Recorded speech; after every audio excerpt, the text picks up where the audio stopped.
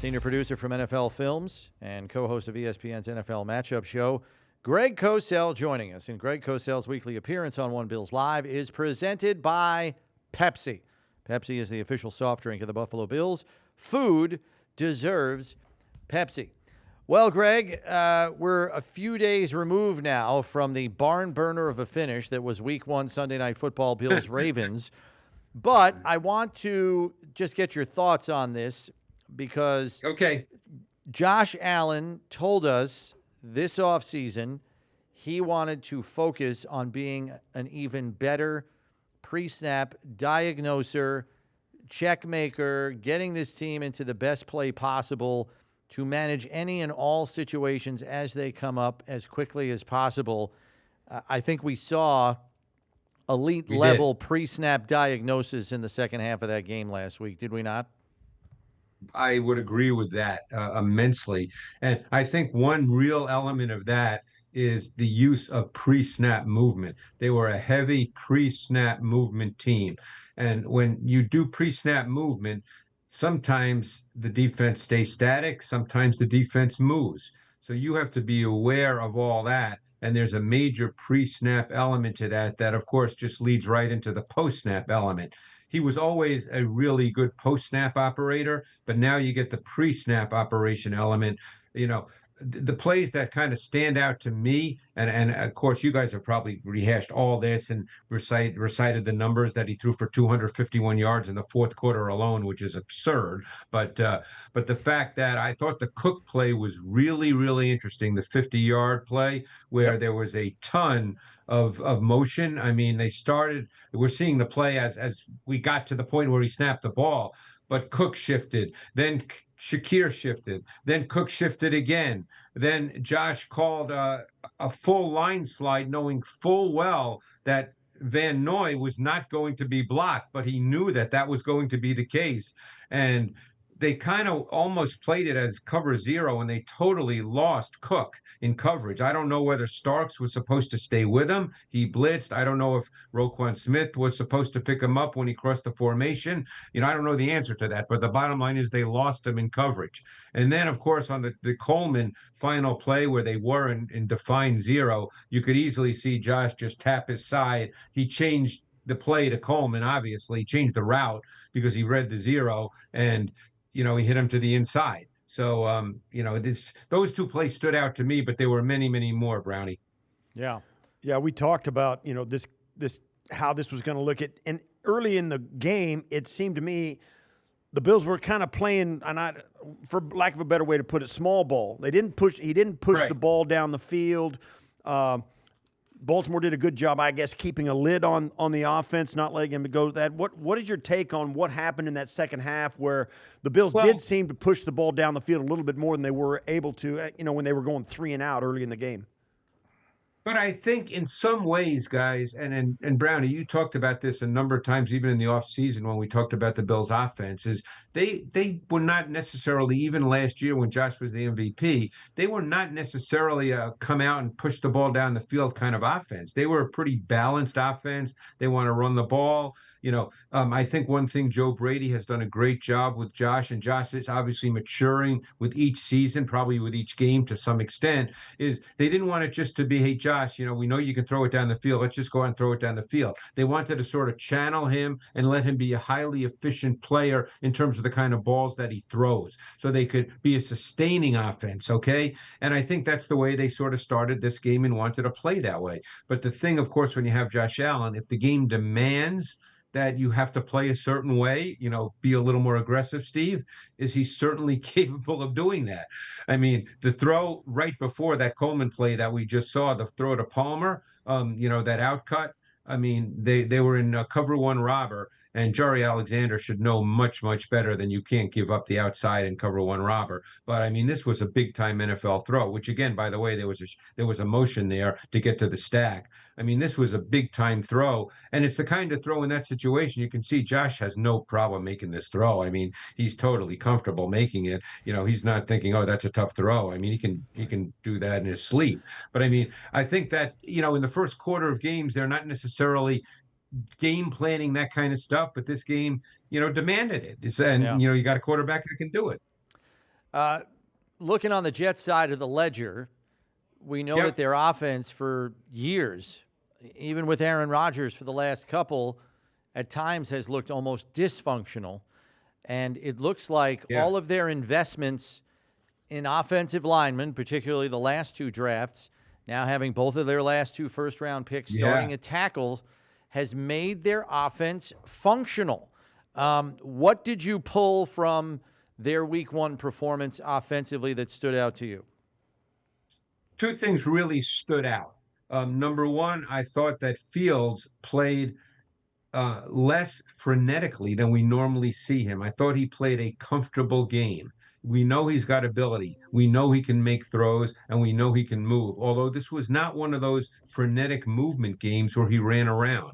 They were much more efficient in the way that their pass game operated. But the thing that really stood out to me, and I'll be very anxious to see how it works this week with Ed Oliver out, and obviously I assume Sanders and Walker will get a lot more snaps. Just aren't they the next men up? I assume they're going to get more snaps. Right. So they ran the ball really, really well, and it was almost all to the left side. Did you happen to notice that, Brownie? Everything was to the left side. And it was zone stuff, and it was really, really effective. And Breece Hall's a good back. Yeah, we've seen Breece Hall before. This Jet offense, and I'll agree with you, they ran the ball over 30 times, almost 39 times. They only threw it 22 times. Now, some of the runs were scrambles. We were talking about talking to Eric Coleman of this. But this is a Jet team that if they were in a tussle with the Steelers. I mean, it was a close game, and they still stayed. That allowed them to stay committed to the running game because it was a close game. Sure. What do you think happens to the Jet offense if they do get into a shootout, or if they do have to keep up with a Josh Allen offense that doesn't turn it over? Well, that raises a fascinating point because how do the Bills come out? I mean, as we've talked, they like to be balanced. They like to run the ball. You know, do the Bills come out and try to, quote unquote, put the game away? I mean, you don't put games away necessarily in the first or second quarter, but the question is, do they try to be aggressive with the pass game and see if they can get out front 17-3, and then the game becomes much more of a Fields game? And he might have some special runs because he's capable of that, but then he's got to be able to work and throw the ball and go through progressions and do the things that quarterbacks need to do, in that situation. And that's, look, I thought Fields played better, but I still think he needs overall to play with more patience and poise from the pocket. There are times he breaks down too quickly, perceiving pressure, reacting to pressure that's not really there by NFL standards. He may always be that guy, Steve. That's just who he may be. But he can make plays. I mean, the thing about guys like that is they do make special plays. It might not be consistent. There might be weeks where it looks bad, but it just, like I said, it raises the question of how do the Bills want to play this? Do they want to play as if it's kind of a normal game and maybe it's 17-13 in the third quarter? Or do they want to feel like, hey, let's really try to jump on these guys? Because I'll tell you one thing, the Jets have a pretty good defense. They got two really good edge players in Will McDonald and Jermaine Johnson. Those guys can rush the quarterback, and they can do it both with quickness and speed to power. It's a pretty solid defense. I think there's areas you can attack, but it's not a bad defense at all. Right. Speaking of I want to talk about the Jets defense here. I wanted to talk about the Jets offense a little bit more. Tanner Engstrand, being the offensive coordinator, obviously comes over from Detroit, and we watched the Bills defense get crushed by the rollouts and bootlegs of Matthew Stafford and Jared Goff in back-to-back weeks. He comes from the same school. I know we only have a one-game sample with the Jets here, but would you be surprised to see some designed rollouts and some bootlegs from Justin Fields? Because to your point, sometimes he does leave the pocket early, so why don't you just spin him out of there right from the jump? He looks for an open target. If he doesn't have it, then he uses his legs. No question. I think you'll see that. And, you could even see more of the run game dimension. That's very difficult to defend with Justin Fields. And it certainly becomes an even bigger factor from the 30-yard going in. This could be one of those games where, look, now that they're depleted a little, the Bills with their D tackles and someone like Deion Walker is going to have to play more snaps. You could also see a situation where they want to get those guys trying to run a little bit. Maybe they're screens, maybe they, conventional screens, tunnel screens, get these big guys running. You only have a certain number of bodies that you really want to put out there. I mean, this is what teams think about when they play. But I agree with you. I mean, I think Brownie for sure you're going to see design rollouts, and that'll be part of what the Jets do. How did the Pittsburgh Steelers and Aaron Rodgers have so much success against a good Jet defense? Well, it's funny. The Jets had some issues. I mean, they got good players. It might have been week one. You never know. You don't want to make a judgment, or I don't, about the whole season. But the Steelers actually did a good job with their boot action game because Quincy Williams is a good player, but he's an instinct player, and they caught him a couple of times where he's a reactor, he's a trigger guy. Rodgers had a lot of clean throws that were wide open. The Jets had some assignment miscues as well.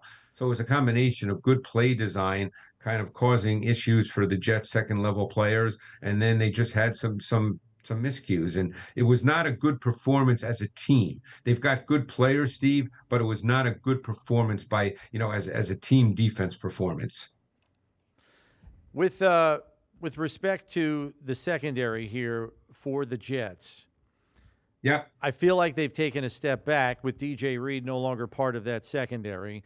Brandon Stevens, as we know, is a cast-off from Baltimore. Big corner, likes to rough you up, but I think can be had by precise route runners. What do you anticipate there in terms of someone they can exploit? I'm talking about the Bills in the passing game. Well, there's no question you can go after Stevens for sure. I mean, as you said, he was a cast-off. He did start for a couple of years in Baltimore, so it's not as if he's a stiff, but he's going to start opposite Sauce Gardner. And Sauce Gardner, traveled last week. So, I don't know how that will be seen with Buffalo. But Stevens will play obviously on the other side.